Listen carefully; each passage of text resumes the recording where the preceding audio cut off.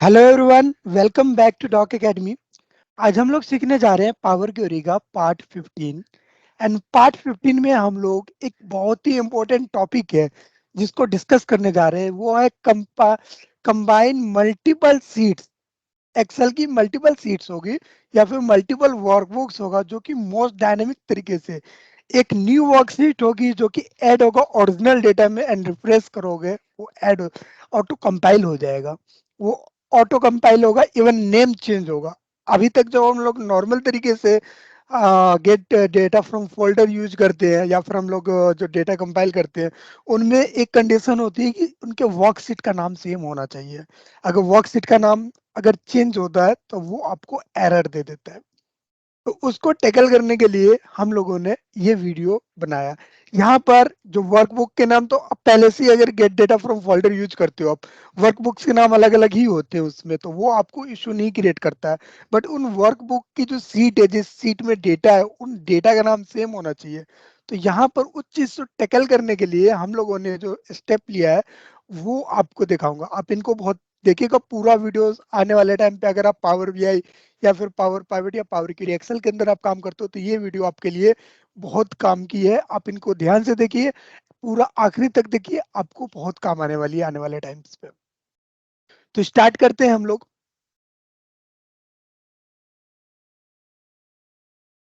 मैं आपको सबसे पहले अपना वो फोल्डर दिखाता हूँ जहाँ पे मेरे पास डेटा है। वो पावर क्वेरी के नाम से एक फोल्डर है। ये देखिए, ये मेरे पास 3 वर्कबुक है। एंड इन तीनों वर्कबुक के अंदर एक वर्कशीट है जिसका नाम है लैपटॉप। वर्कशीट का नाम एक वर्कबुक का नाम लैपटॉप है, उसके अंदर मल्टीपल सीट्स है। आप देखोगे अगर यहाँ पे लैपटॉप, कार, मोबाइल, डेस्कटॉप है, एंड टीवी है, एंड यहाँ पर प्रिंटर। एंड टीवी में एक कॉलम एक्स्ट्रा भी है बाकियों से। यहाँ पे ब्रांड भी दिया हुआ है, बाकी किसी में भी ब्रांड नहीं दिया हुआ है। चलो, सबसे पहले हम लोग करते क्या है कि इन सारे वर्कशीट को कंपाइल करते हैं एक जगह पे, row wise, not compile query. हम लोग डायरेक्ट डेटा गेट डेटा के अंदर ही कंपाइल करके लेकर आएंगे। एक तो ये होता है ना कि हम लोग क्वेरी अपेंड करके उसको कंपाइल करते हैं, जो कि डेटा जैसे जैसे चेंज होता है। और इसमें एक और कंडीशन, इन फ्यूचर अगर कोई एक न्यू सीट ऐड हो, वो डेटा भी ऑटो कंपाइल हो जाए हमारे पास। तो उसके लिए करना क्या है, सबसे पहले इसको हम क्लोज करते हैं एंड यहाँ पर आते हैं, गेट डेटा फ्रॉम एक्सेल। ठीक है, get data from Excel and sorry, data laptop and import. ठीक है, देन यहाँ पर हम कोई एक वर्कशीट को लेंगे। हम मल्टीपल वर्कशीट को एक साथ सिलेक्ट नहीं करेंगे, कोई एक वर्कशीट को सिलेक्ट करके अन ट्रांसफॉर्म पे चले जाएंगे। ठीक है,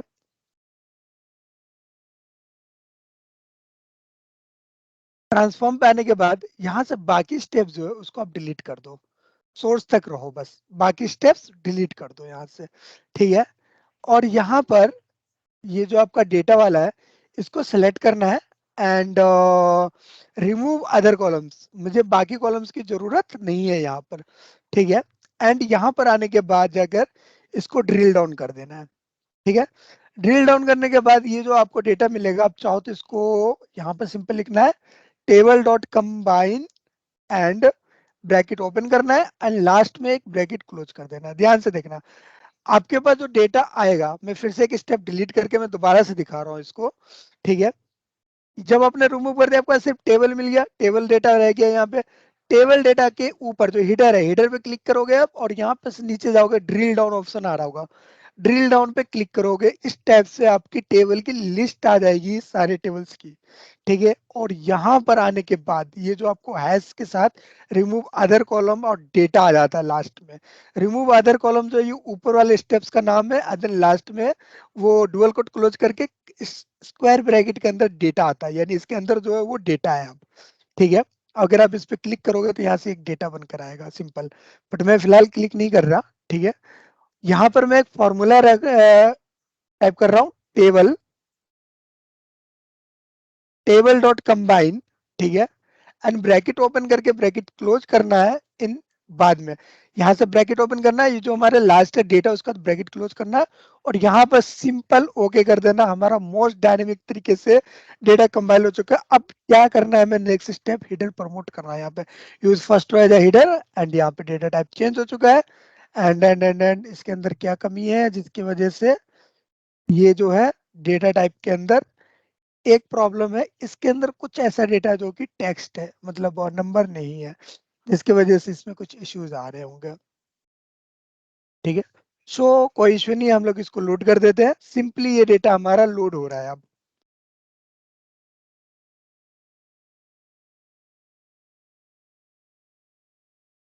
अब देखो ये डेटा हमारा लोड हो गया, और मैं आपको दिखा रहा हूँ यहाँ पर हमारे पास ओ ओ ओ प्रोडक्ट। ठीक है, ये जो हमारे साथ हुआ है अभी एक seen product band and ID.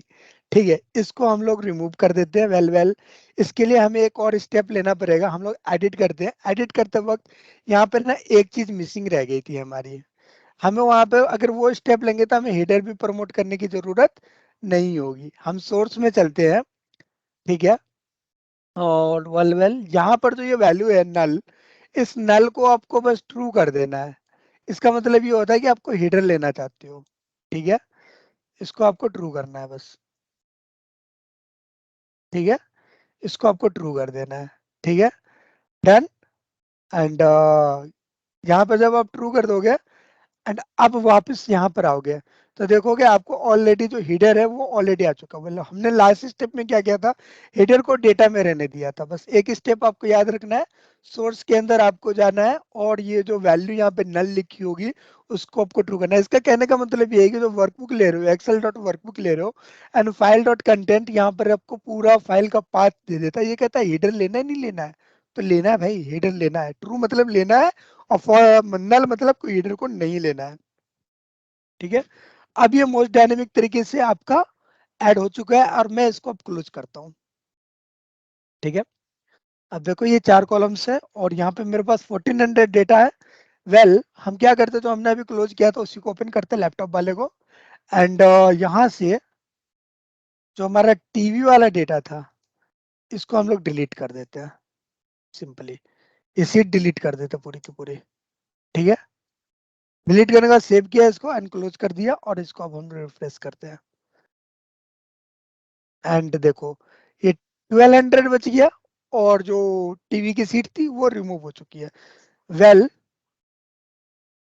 यहाँ पर हम लोग वापस आते हैं एंड ऐड करते हैं न्यू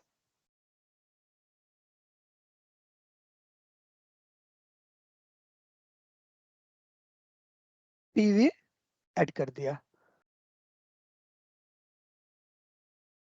ऐड किया हमने यहाँ पे टीवी, टीवी के नाम से हमने इसका सीट भी कर दिया ऐड। एंड एक और रिफ्रेश किया हमने। ठीक है, ये देखो वापस से हमारे पास टीवी आ चुका है, टीवी का जो डेटा है वो आ चुका है। तो ये था हमारा मोस्ट डायनेमिक तरीके से एक सिंगल वर्कबुक से मल्टीपल सीट को कंपाइल करना। ठीक है, बट अब हमारे पास सिचुएशन अलग है। मैं एक न्यू वर्कबुक लेता हूँ, इसको मैं क्लोज कर देता हूँ। ठीक है, अब मैं चाह रहा हूँ ये जो मेरा फोल्डर है, इस फोल्डर के अंदर जितने भी वर्कशीट्स हो वो कंपाइल हो, प्लस उस वर्कशीट के अंदर जितने भी वर्कबुक्स हो वो भी कंपाइल हो। ठीक है, यहाँ पे दो कंडीशन है, सारी वर्कबुक फ्रॉम वर्कशीट, एंड सारी वर्कबुक फ्रॉम फोल्डर, एंड सारी वर्कशीट फ्रॉम वर्कबुक। दो कंडीशन। ठीक है, तो ये सारी कंडीशन फुलफिल होगी तब उसके लिए करना क्या पड़ेगा हमें,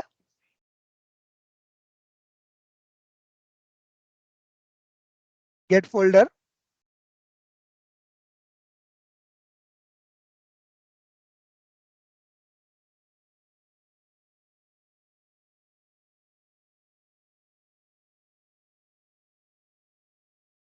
और power query, and transform data.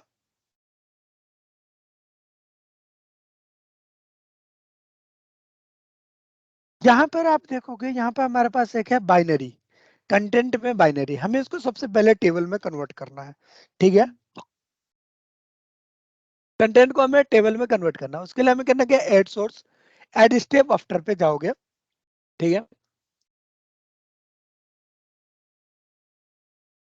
And table dot transform,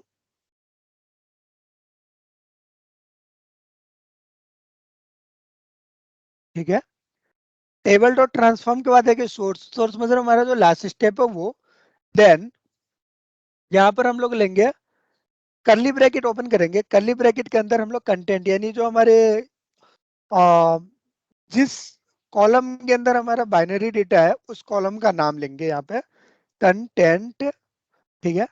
content लेने के बाद देखिए कोमा देंगे एंड इच वर्ड का इस्तेमाल करेंगे कि जितनी भी वर्कबुक इस कंटेंट के अंदर है, ठीक है, उस वर्कबुक एक्सेल डॉट वर्कबुक्स, ठीक है, ओपन करेंगे एंड अंडरस्कोर का मतलब होता है कि उस वर्कबुक के बाद अब आता है वर्कशीट्स, वर्कबुक्स यानी वर्कशीट्स की बात करते हैं, वर्कबुक तो ले लिया हमने, उसके अंदर की सीट्स, तो अंडरस्कोर दे दिया, इसका मतलब है कि जितनी भी वर्कशीट्स होगी, देन यहाँ पर हम लोग डाल देंगे ट्रू।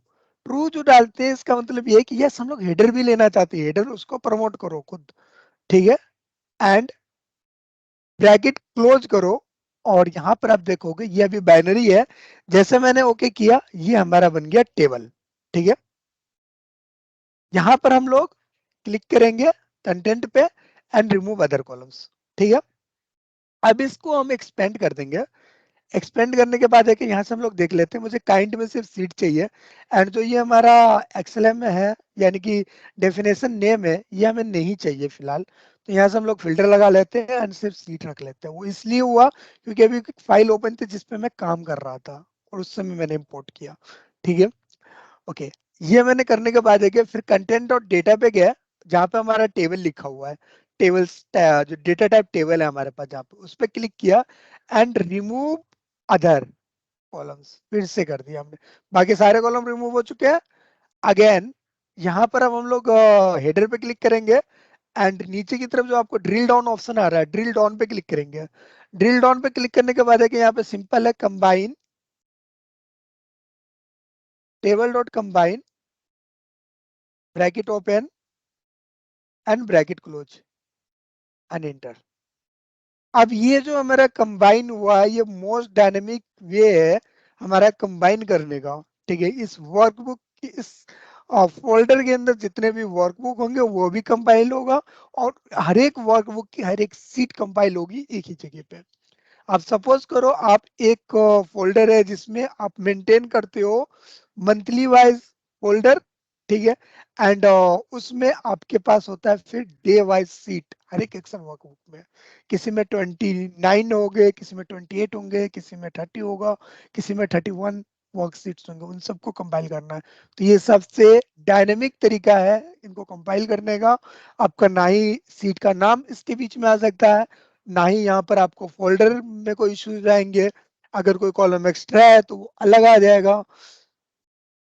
अगर आपको वीडियोस कैसी लगी आप हमें कमेंट करके बताइए, अगर आपको वीडियोस में कुछ कमी नजर आई हो तो वो भी हमें कमेंट करके बताइए, अगर अच्छी लगी हो तो वीडियो को लाइक कीजिए, दोस्तों के साथ शेयर कीजिए और आने वाली वीडियोस को देखने के लिए हमारे चैनल को सब्सक्राइब कीजिए। और इसी तरह अगर आप इसके पावर क्वेरी के नेक्स्ट पार्ट यानी कि पावर पाइवट सीखना चाहता है तो आप हमारे प्लेलिस्ट यानी हमारे डिस्क्रिप्शन में जाइए, वहां पर आपको उसकी पूरी प्लेलिस्ट मिलेगी जहां पर आप पावर पाइवट में डैक्स यूज कर सकते हो एक्सेल के अंदर, जो कि आपको एम्पावर करता है टाइम सीरीज एनालिसिस के लिए, एडवांस फिल्टरिंग के लिए एंड एडवांस डेटा मॉडलिंग के लिए, जहां पर आप मोर देन करोड़ रोज यानी कि ओवरऑल कैपेसिटी तो 200 करोड़ की है बट एक्सेल यार उतना सपोर्ट नहीं कर पाता, मैक्सिमम मैंने 1 करोड़ 80 लाख रो पे पाइवेट टेबल बनाया हुआ है, ठीक है, तो वो सब इनेबल कर सकते हो, ठीक है। तो चैनल सब्सक्राइब कीजिए, दोस्तों के साथ शेयर कीजिए और जुड़े रहिए हमारे साथ इसी तरह नई नई वीडियोस को देखने के लिए। आने वाले टाइम पे और भी बहुत अच्छी अच्छी वीडियोस आने वाली है। थैंक यू सो मच, मिलते हैं नेक्स्ट वीडियोस में।